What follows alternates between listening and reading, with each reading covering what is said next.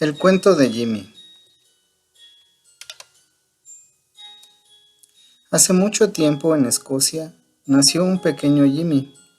Su mamá lo quería mucho y le enseñó matemáticas y luego lo mandó a estudiar a Edimburgo y a Cambridge. Jimmy estudiaba matemáticas con mucho afán. Al pequeño Jimmy le entusiasmaba estudiar grandes problemas que en esos tiempos no estaban resueltos usando matemáticas. Era la época de los comienzos de la ciencia formal, del comienzo de la transición de la geometría al cálculo, cuando los experimentos se podían hacer en tu casa, entre los siglos XVIII y XIX o por los años 1800. El pequeño Jimmy le quería aplicar modelos matemáticos a todo, al movimiento de los gases, a la composición de los anillos de Saturno, demostrando que eran gases, a la interacción de la luz y la materia, donde solamente hizo una demostración de que proyectando una imagen con tres colores de luz distintos se puede obtener una fotografía a color. Un día Jimmy se interesó por el tema de investigación de punta en esos tiempos, la relación de la electricidad y el magnetismo, pero parecía que ya todo estaba hecho. El pequeño Jimmy tardó en entender los resultados obtenidos por los más grandes científicos de la época. Puso lo siguiente: 1. Las cargas eléctricas producen campos eléctricos radiales, que es la ley de Gauss. Las corrientes eléctricas producen campos magnéticos que las circulan, que es la ley de Ampère. Y finalmente, que un campo magnético variable produce un campo eléctrico que lo circula, la ley de Faraday. El pequeño Jimmy le fue a preguntar al señor Ampère: ¿un campo eléctrico variable no debería inducir un campo magnético? Ampère se burló de él. Claro que no, lo único que produce campos magnéticos son las corrientes. O trate de hacer un experimento que produzca un campo eléctrico variable y trata de medir un campo magnético. Muajaja. El pequeño Jimmy fue a pedir ayuda de importantes físicos experimentales, pero ellos le cerraban la puerta al escuchar sus vagas ideas. Algunos más sabios en el tema se reían y se burlaban de él. Cálmate, Jimmy, tú solo sabes matemáticas, dedícate a otra cosa. La física experimental no es para ti. Solo sabes derivar, no entiendes las leyes de la electricidad y el magnetismo. El pequeño Jimmy fue a preguntarle al señor Faraday: Señor Faraday, usted demostró que un campo magnético variable produce un campo eléctrico, que produce una corriente y un voltaje. Dígame, ¿un campo eléctrico variable no debería inducir un campo magnético? Faraday se burló de él y después le dijo: trata de producir un campo eléctrico variable. Para producir un campo eléctrico necesitas cargas y para variarlo necesitas moverlas, produciendo corrientes eléctricas. Y todo el mundo ya sabe que las corrientes eléctricas producen campo magnético. Muajaja. No es posible hacer el experimento sin producir corrientes. El pequeño Jimmy lloraba como si le hubiera tocado bailar con la más fea. Lloraba día y noche, lloraba y decía: malditas corrientes, malditas cargas. Si pudiera desaparecerlas del universo y solo tener un campo eléctrico variable. Y las voces de los experimentales resonaban en su cabeza: tú solo sabes derivar, dedícate solo a las matemáticas. No entiendes las leyes de la electricidad y el magnetismo. Cuando el pequeño Jimmy terminó de llorar, decidió poner las leyes de la electricidad y el magnetismo de modo que se pudieran derivar, que era lo único que sabía hacer, creyendo en las matemáticas como le enseñó su mamá. Aquí podemos ver que la derivada es el cociente instantáneo de un cambio en la función entre un cambio en la variable. Una derivada en tres dimensiones puede tener tres componentes. Aquí podemos ver esto que se llama el operador gradiente, que tiene una componente en X, una componente en Y y una componente en Z. El campo eléctrico y el campo magnético son vectores, por lo tanto tienen tres componentes, una componente en X, una componente en Y y una componente en Z. Este operador gradiente se puede aplicar sobre la función de dos maneras. Una es término a término, como podemos ver aquí la derivada de la componente en X con respecto de X más la derivada de la componente de la función en Y con respecto de Y más la derivada de la componente de la función en Z con respecto de Z, y esto se llama divergencia.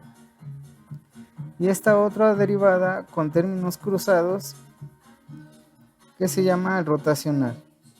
¿Por qué se llaman divergencia y rotacional? Bueno, aquí podemos ver que el campo eléctrico producido por una carga eléctrica diverge de la carga, y si le aplicamos el operador rotacional da 0. Si le aplicamos el operador divergencia, la divergencia del campo eléctrico nos da la densidad de la carga entre la permitividad. Aquí tenemos el campo magnético dado por la ley de Biot-Savart o la ley de Ampère. Es un campo que rota alrededor del alambre, y si le aplicamos la divergencia del campo magnético vale 0, y el rotacional del campo magnético es igual a la densidad de corriente multiplicada por la permitividad magnética. Por eso se llama este operador divergencia y este operador rotacional, porque este mide la divergencia del campo y este mide la rotacional del campo. Mientras que el campo eléctrico producido por las cargas es divergente y el campo magnético siempre es rotacional, la ley de inducción de Faraday se transforma en lo siguiente. El cambio en el campo magnético con respecto del tiempo produce un campo eléctrico. Como podemos ver aquí, si tuviéramos un imán y lo pasamos por esta espira, produce un campo eléctrico que circula en dirección opuesta a la mano derecha, porque aquí hay un signo menos. Se parece a la ley de Ampère. Una corriente produce un campo magnético rotacional. Aquí, un campo magnético variable produce un campo eléctrico rotacional. Finalmente Jimmy pudo escribir su idea. ¿Puede un campo eléctrico variable producir un campo magnético? Lo único que le quedaba a Jimmy era jugar con estas ecuaciones para tratar de obtener un resultado que le permitiera una demostración experimental indirecta. Entonces, en un universo sin cargas ni corrientes, solo quedarían dos ecuaciones, la ley de Faraday y la idea del Jimmy.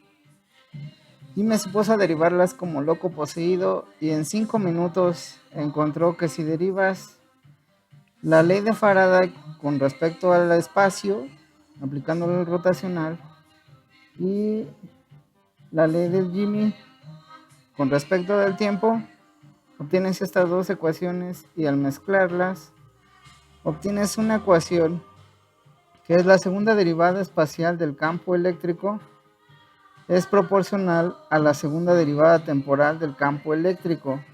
Esto lo recordó a Jimmy la ecuación de una onda, donde el coeficiente de proporcionalidad tiene que ser igual a 1 entre la velocidad al cuadrado. Por lo tanto, el campo eléctrico en el vacío debe ser una onda que se propague a una velocidad de 3 por 10 a la 8 metros sobre segundo. Análogamente, el campo magnético también tiene que ser una onda que se propague a esa velocidad. En el vacío, entonces, al tener estas dos ondas electromagnéticas, lo único que se puede propagar tan rápido es la luz.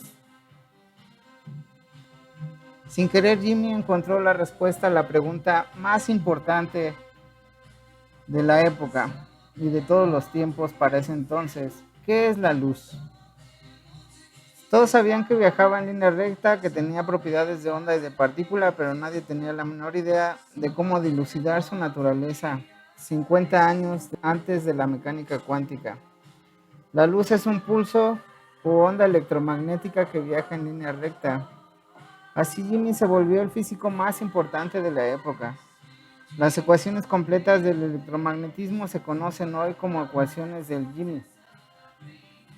Y el término del Jimmy, que implica que un campo eléctrico también se puede convertir en un campo magnético, hace que la teoría se considere ahora completa, y el campo eléctrico y el campo magnético son dos caras de un mismo fenómeno. Hoy en día sabemos que cuando un electrón en un átomo cambia de nivel, emite un fotón de luz. Cuando un electrón con carga salta de un nivel a otro, produce un pulso eléctrico.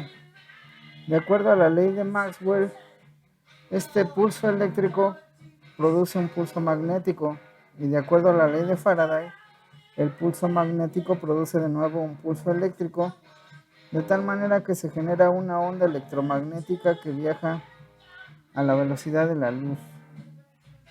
Moraleja: plantea bien tus ecuaciones y obtén todas las soluciones posibles.